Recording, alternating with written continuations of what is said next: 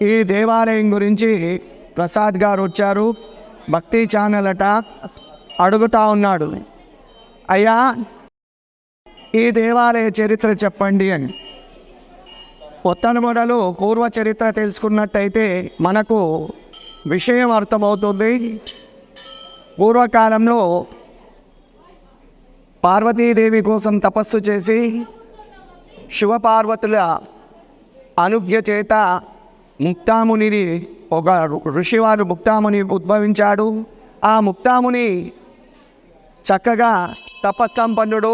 అతడు కూడా అనేక విధాలైనటువంటి జప తర్పణ హోమాదులు చేస్తుండేవాడు. ఆ ముక్తాముని ఘోరమైనటువంటి తపస్సులు చేస్తుంటే ఆ సమాజంలో ఉన్నటువంటి మహాములంతా వచ్చేసి, అయ్యా మేము చేసేటువంటి యాగాన్ని సంరక్షించమంటే అప్పుడు యాగ సంరక్షణార్థం ముక్తాముని వస్తాడు. యాగాన్ని సంరక్షిస్తున్నటువంటి సమయంలో అక్కడ రాక్షసులు చేస్తున్నటువంటి విధ్వంసాన్ని భరించలేక తన యొక్క శిరస్సును హోమకుండంలో ఛేదన చేసుకుందామని ఖండించుకోవడానికి వెళ్తాడు. అప్పుడు హోమకుండం నుంచి అమ్మవారు ఉద్భవించింది. ఆ క్షణంలో ఉన్నప్పుడు ఉన్న వాళ్ళంతా కూడా నిమిషంలో వచ్చిన అమ్మవారు నిమిషాంబిక అని చెప్పేసి అన్నారు. ఆ రాజు నుంచి నానుడిగా నిమిషాంబికగా ఉంది. అయితే భాగ్యనగరంలో 2006లో ప్రతిష్ఠ చేశారు. ప్రతిష్టా కార్యక్రమం ముగిసింది.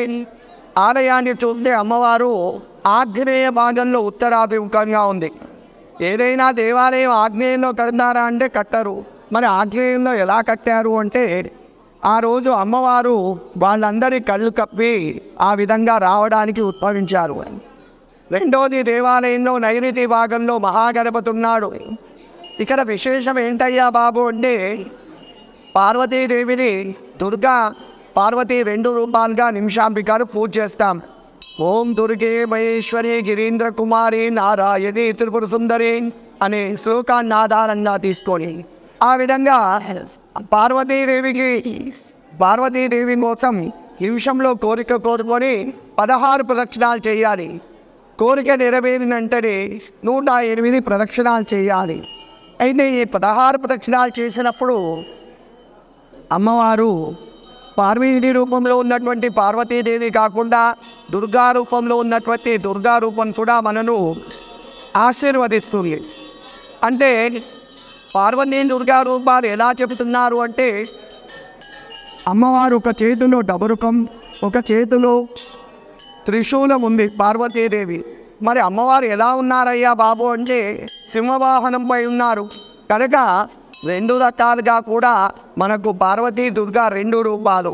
అమ్మవారిని దర్శనం చేసుకున్న 16 ప్రదక్షిణాలు చేస్తున్నప్పుడు మనను నైరుతి భాగం నుంచి మహాగణపతి నైరుతి భాగంలో ఉన్నాడు. ఆయన మనల్ని వీక్షిస్తుంటాడు. ఓహో వీళ్ళంతా అమ్మ దగ్గరకు వచ్చారు, వీళ్ళ కష్టాలు ఉన్నాయని మన కష్టాలను కడతేరుస్తాడు. నిమిషంలోనే కోరుకోగానే 21 నిమిషంలో కానీ 21 రోజులో కానీ మన కోరిక విఘ్నేశ్వరుడు నెరవేరుస్తాడు. అంటే ఈ దేవాలయంలో మనసులో కోరిక కోరుకోవాలి, 16 ప్రదక్షిణాలు చేయాలి. నిమిషంలో కానీ 21 రోజులో కానీ నెరవేరుతుంది. దానికి ఉదాహరణ పార్వతీదేవి అనుగ్రహం, దుర్గాదేవి అనుగ్రహం, అంతేకాకుండా విఘ్నేశ్వరుడి అనుగ్రహం. ఇంకోటి ఆగ్నేయ భాగంలో ఉండడం వల్ల కూడా అలా కార్యక్రమాలు అవుతుంటాయి. అలా కాకుండా 108 ప్రదక్షిణాలు చేయాలి.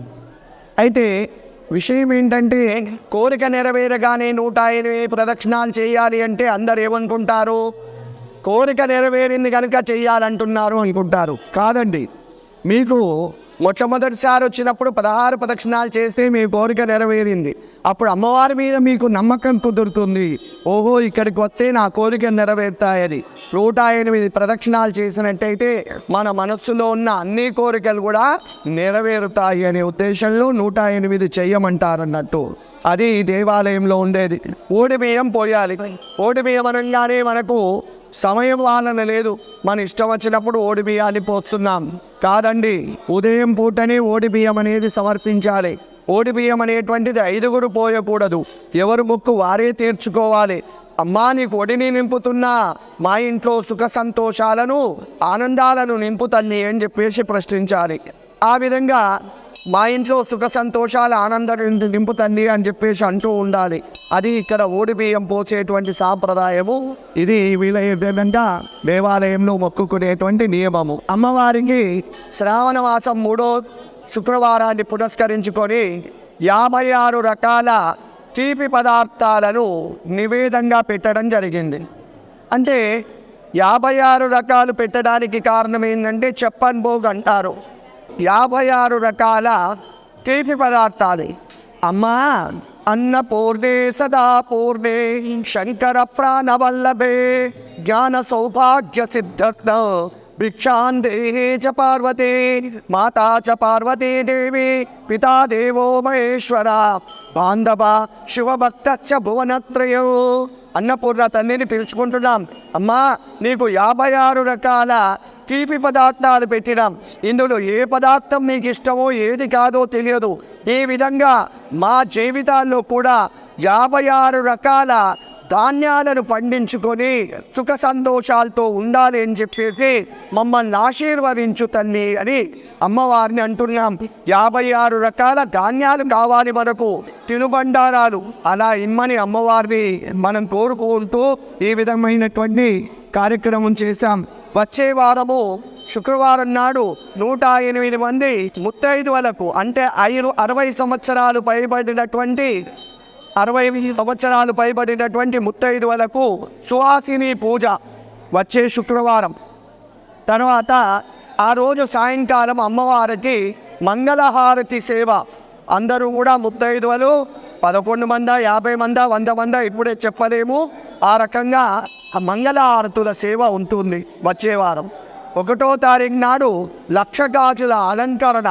అమ్మవారికి ఆ రోజు 1,00,000 గాజుల అలంకరణ చేసి అందరి చేత కుంకుమార్చన కార్యక్రమం ఉంటుంది. శుభం విజయోస్తు.